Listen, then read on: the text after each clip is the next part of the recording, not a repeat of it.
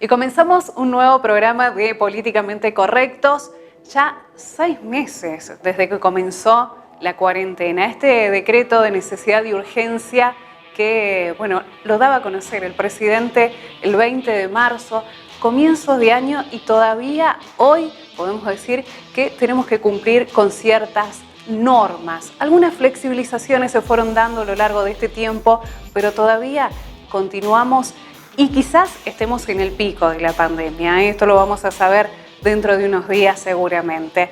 Por eso vamos a hablar de todo lo que nos afecta en esta pandemia. Nos afecta en la salud y en la salud psíquica también. Y quería comentarte que la vida actual ha tenido una transformación debido a esta pandemia, y tanto el cuerpo como la mente de las personas se han visto amenazados. A medida que la pandemia sigue presente en nuestras vidas, los expertos hablan cada vez con más hincapié en la pandemia de la salud mental que está generando este confinamiento y esta crisis de salud pública a la que nos vamos enfrentando. Los efectos psicológicos, sociales y neurocientíficos del COVID-19 están siendo explorados en diferentes partes del mundo.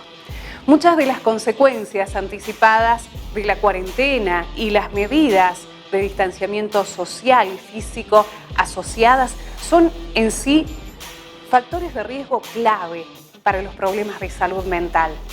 Expertos en salud mental de Latinoamérica, España y Estados Unidos advierten sobre la importancia de dar visibilidad a los trastornos mentales, ya que se ha visto un incremento en la depresión, la ansiedad, el estrés e incluso en los suicidios como consecuencia de la pandemia. La atención debe ser aún mayor en el caso de las poblaciones vulnerables ante estos trastornos, como son los niños, pacientes ya diagnosticados con problemas de salud mental, pacientes que padecen la enfermedad COVID-19 y los profesionales de la salud.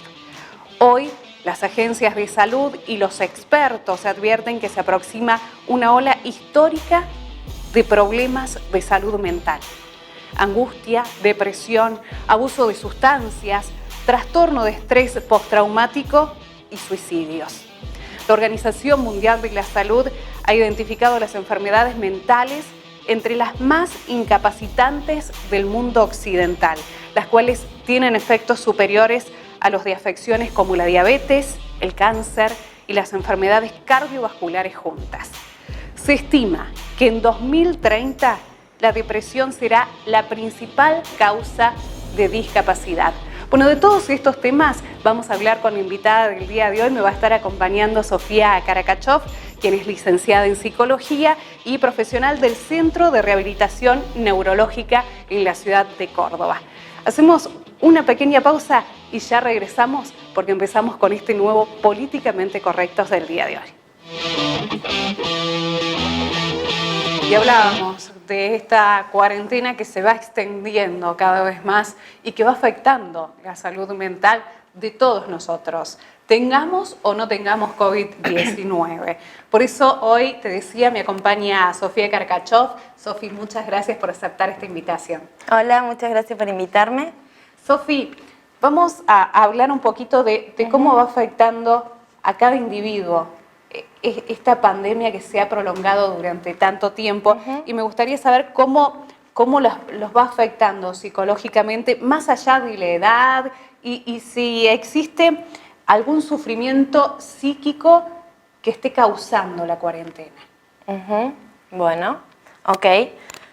Bueno, primero me gustaría, digamos, hacer como una intro de lo que generó, digamos, la pandemia, o la cuarentena, mejor dicho, en los profesionales de la salud, en mi caso, que es, digamos, cómo veníamos trabajando, que, bueno, viendo los pacientes de manera presencial, semana a semana, y de pronto, en una cuarentena que en teoría, bueno, como ya saben todos, era 15 días, 15 días, 15 días, y, bueno, los primeros 15 días nos tomamos, como por decir, bueno, primeros 15 días no trabajamos, nos reorganizamos y volvemos. Bueno, claramente no fue así.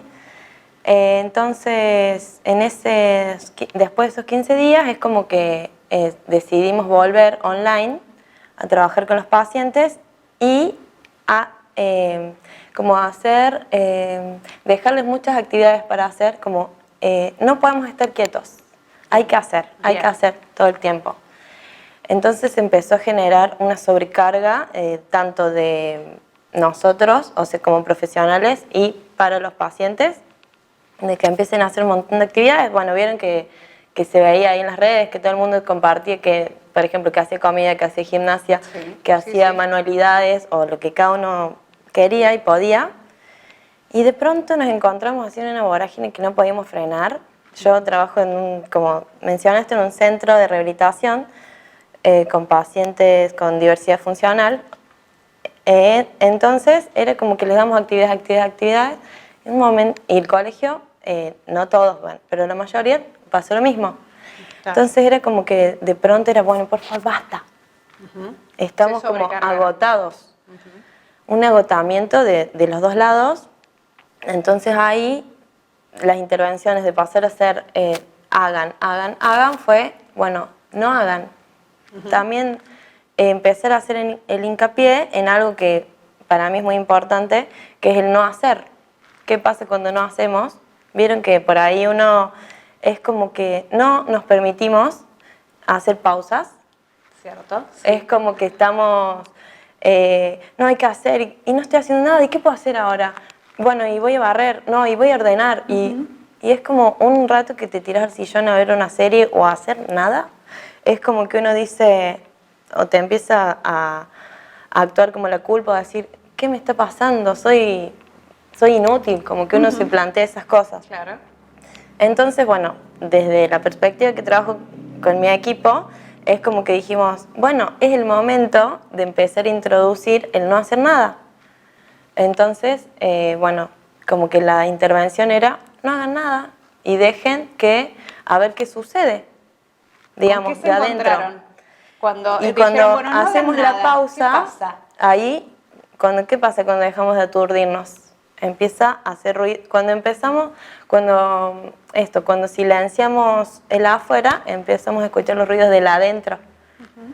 Y es lo que, de hecho, trajo, digamos, muchas consultas. El primer tiempo la gente era como, bueno, relax. Y después, a partir de este silencio, pausa, soledad,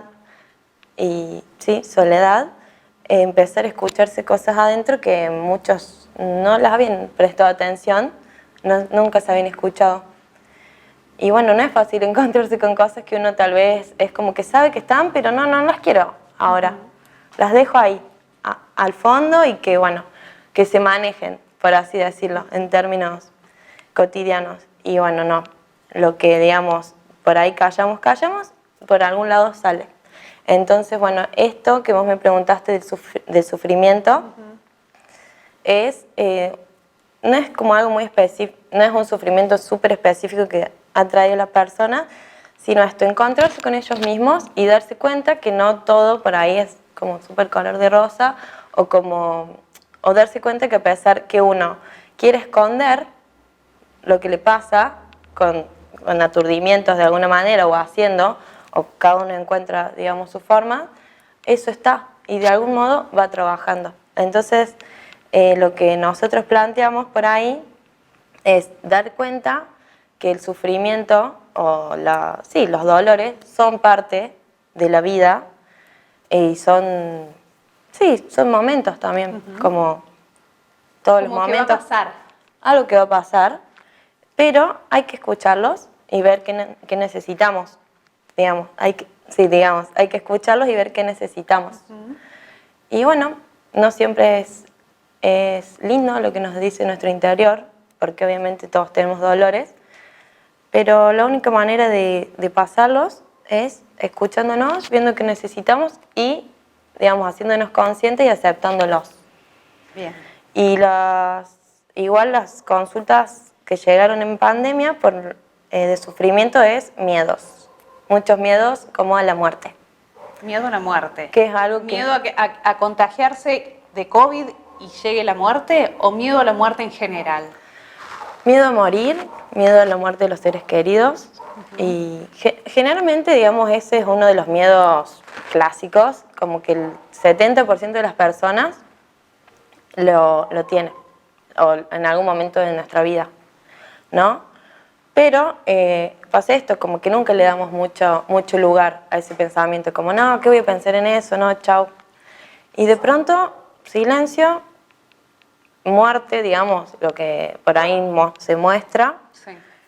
Y, bueno, aparecieron estos miedos. Y, bueno, simplemente son pensamientos que van apareciendo y es, digamos, normal que uno pueda tener miedo a la muerte, digamos. Claro, claro. Con el avance de esta pandemia, de estos días de aislamiento, aparte de este miedo a la muerte que vos manifestás, ¿qué otros problemas encontraste en la gente? ¿Qué es lo que te van diciendo a medida que van avanzando en las consultas? Bien, algo que salió muy a luz, que lo voy a tocar así para arriba, que no quiero meterme tanto en ese tema, es cómo salieron a la luz los roles dentro del hogar, los roles de género, por ahí, más marcados. Por lo menos yo trabajo con niños y me he encontrado con muchas, en mi caso, no digo que todos los casos sea así, con muchas mamás como planteándose que tienen que hacer como todo el trabajo del hogar y bueno, pero está bueno para empezar a visibilizar algunas cuestiones. También en mi caso, estar todo el tiempo con los hijos, para las familias, dar cuenta de algunas cosas que por ahí yo como psicóloga le tengo que dar, por ejemplo, directivas a los padres, que por ahí es como que, bueno, a veces yo no tengo hijos, entonces como que por ahí me miran, pero bueno, es también mi trabajo. Yeah. Y cuando ocurrió esto de la pandemia, es como que muchas familias me dijeron, ahora entiendo, digamos, algunas intervenciones que tal vez se ven en el consultorio, algunas conductas, perdón, que se ven en el consultorio y no se ven en la casa, por esto de andar en modo automático, en la cotidianeidad. Sí. Entonces, y además los chicos están mucho afuera. Entonces, ahora se vio y está bueno porque la familia se pudo involucrar también en el tratamiento de sus hijos en cuanto a la salud mental o salud. ¿También conflictos intrafamiliares se fueron mostrando?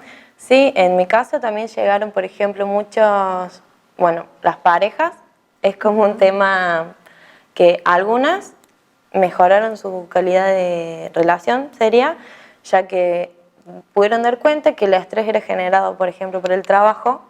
Bien. Entonces uno llega a la casa a la noche, cansado, y es como, no me hables, quién cocina, todos esos problemas cotidianos, que la mayoría de las parejas tienen ese conflicto de los quehaceres. Entonces, eso como que se equilibra un poco. Están los dos en la casa, se reacomodaron las actividades, no estaba el estrés laboral.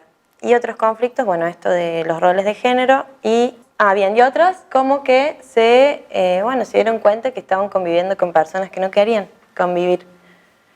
Y bueno, y ahí todo el tema me tocó, en mi caso, acompañar algunas separaciones, que digamos no es fácil, por esto de que uno está acostumbrado también, la rutina, ya tiene una vida armada, no es fácil tomar las decisiones.